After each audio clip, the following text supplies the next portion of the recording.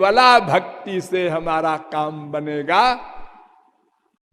उस विषय में आपको भागवत के द्वारा विस्तार पूर्वक बताया गया।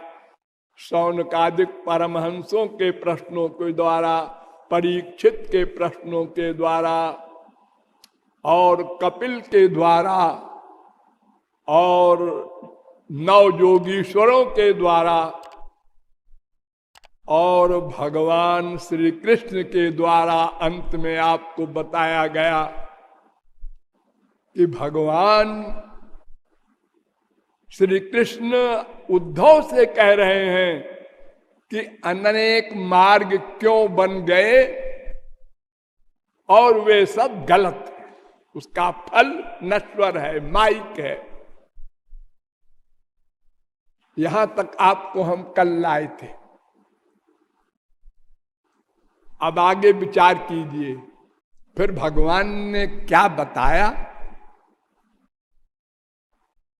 क्या करना चाहिए, क्या न करना चाहिए, ये मैंने कल आप लोगों को बता दिया। उसी को रामायण में एक दोहे में बता दिया तुलसीदास जी ने। नेम धर्म आचार तप योग यज्ञ जप ध्यान भेषज पुनि कोटिन करिय रुज न जाहि हरियान। करोड़ों दवा कर डालो, कर्म धर्म योग यज्ञ जप तप व्रत, ये माया का रोग, ये काम क्रोध लोभ मोह का रोग नहीं जाएगा। नमाम साधयत योगो न सांख्यम धर्म उद्धव। कोई भी कर्म धर्म यज्ञ योग दान व्रत कुछ ऐसा नहीं है जो मुझको मिला सके जीव से। वे सब है सत्य, उनका फल भी सत्य है, लेकिन वो फल नश्वर है, माइक है, अंत में दुख है, 84 लाख का बंधन है। उद्धव भक्त्या हमें कया ग्राह्य श्रद्धयात्मा प्रिय सताम। मैं केवल भक्ति से ही एकया भक्त्या, दूसरा कोई मार्ग नहीं, ग्राह्य हूं। भक्ति पुनाति मन निष्ठा स्वपाका न संभवान। जो जन्म से चांडाल हैं वे भी मेरी भक्ति से शुद्ध हो जाते हैं।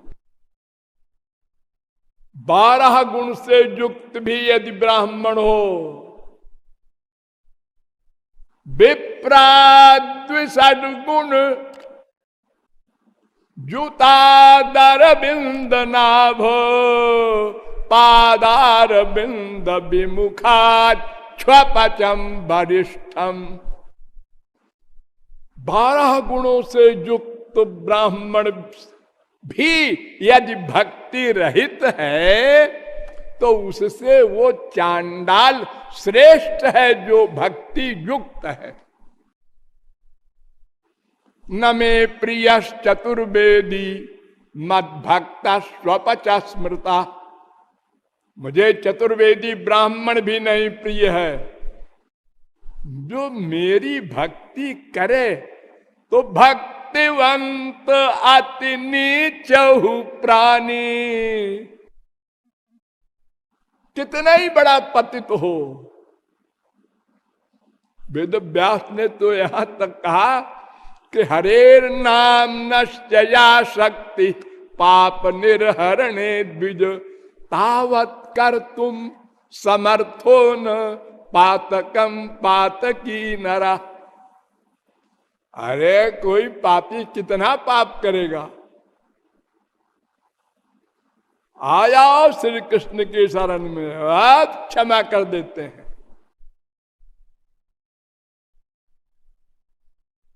तो उद्धव जो केवल मेरी भक्ति करता है और कुछ नहीं, एकमात्र भक्ति,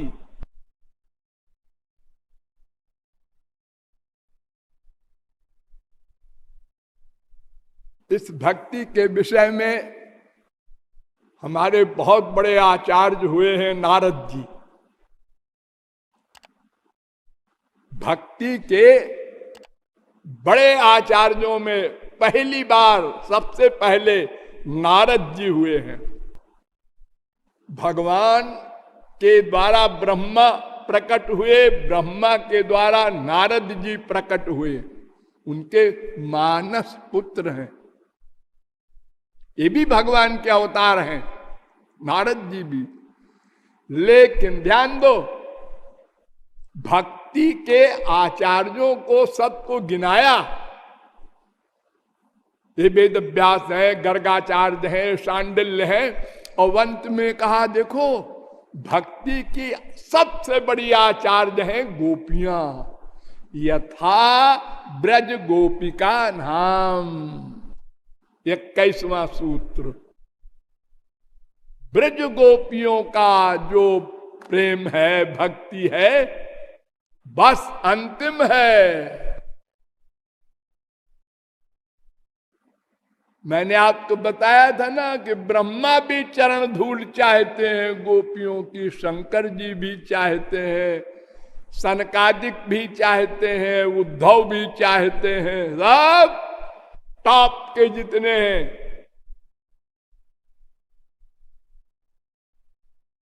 क्यों? यत्ते सुजात चरणाम्बुरुहं स्तनेषु भीताशनैः प्रियदधीमहि कर्कशेषु तेनाटवी मटसि तद्व्यथतेन किंस्वित् कूर्पादिभिर्भ्रमति धीर भवदायुषाम। भागवत 10वें स्कंद के 31वें अध्याय का 19वां श्लोक। यह श्लोक क्या कह रहा है? गोपियां कहती हैं, हे श्याम सुंदर, हम तुम्हारे न रहने पर जब तुम आंख से ओझल हो जाते हो और हम जलते रहते हैं, और फिर तुम जब मिलते हो तो तुम्हारे चरण के निचले हिस्से को, चरण के,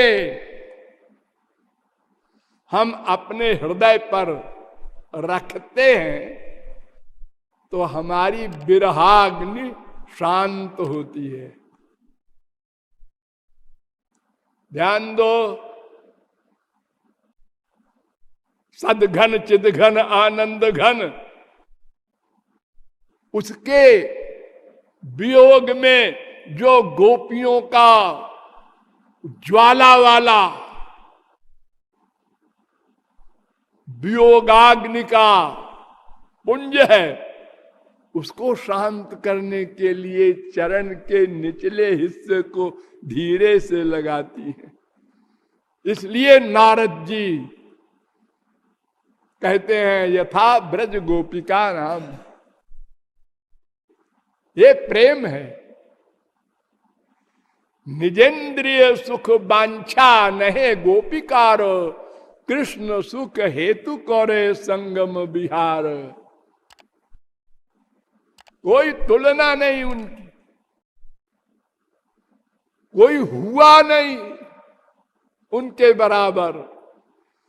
अरे जब महालक्ष्मी उनकी श्रीमती नहीं हुई तो और कौन होगा? अब सुनो इसी के आगे श्री कृष्ण क्या कहते हैं उद्धव से। ये मैंने आपको बताया 11वें स्कंद के 14वें अध्याय का 21वां श्लोक। तो सुनो उद्धव, जो ऐसी भक्ति करता है, केवल भक्ति, अनन्य निष्काम। तो न तथा में प्रियतम आत्मयो निर्न शंकर, न च संकर्षणो न श्रीर नैवात्मा च यथा भवान। मुझे ऐसे प्रेमियों से बड़ा, उनके बराबर ब्रह्मा भी प्रिय नहीं, वो मेरे बेटे हैं डायरेक्ट। शंकर भी नहीं,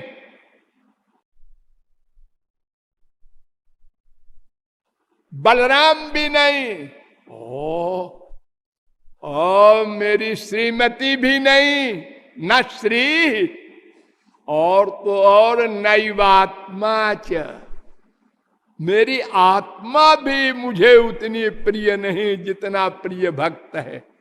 संसार में सबसे प्रिय कौन होता है? आत्मा। बार बार मैंने आप लोगों को बताया है। सबसे कम प्रिय नौकर, उससे अधिक प्रिय सखा दोस्त, उससे अधिक प्रिय बेटा बेटी, उससे अधिक प्रिय प्रियतम पति, उससे अधिक प्रिय शरीर, उससे अधिक प्रिय मन, उससे अधिक प्रिय बुद्धि, उससे अधिक प्रिय आत्मा, उससे अधिक प्रिय श्याम सुंदर। अंतिम तो आत्मा भी मुझे उतनी प्रिय नहीं जितना वो भक्त प्रिय है। 11वें स्कंद के 14वें अध्याय का 15वां श्लोक। और तो और उद्धव कान खोलकर सुनो, वो कितना प्रिय है मेरा भक्त। निरपेक्षम मुनिम शांतम निर्वैरम समदर्शनम अनुब्रजाम्यहम नित्यम पूये ये त्यंघ्रि रेणु भी। ऐसे भक्त के मैं पीछे पीछे चलता हूं। क्यों? उसकी चरण धूल मेरे ऊपर पड़े, मैं पवित्र हो जाऊं। हाँ, कहां जीव, कहां श्री कृष्ण, और उनकी इतनी कृपा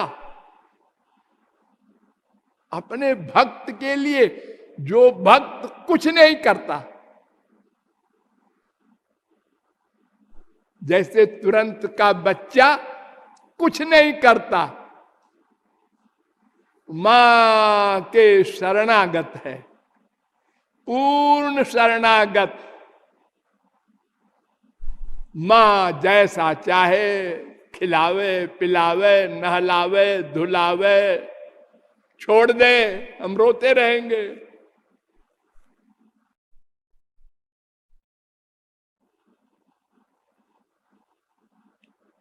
इतनी कृपा है भक्ति मार्ग में।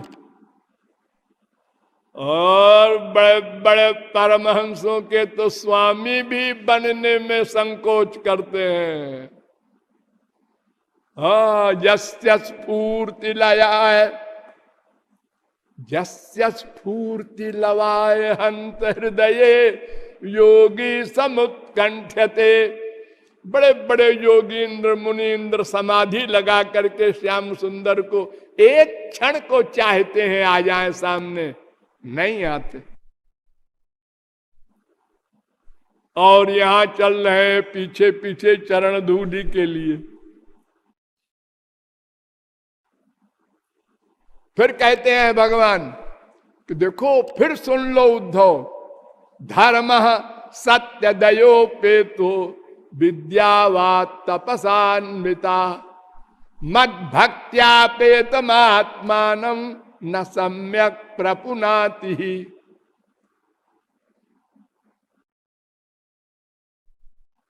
11वें स्कंद के 14वें अध्याय का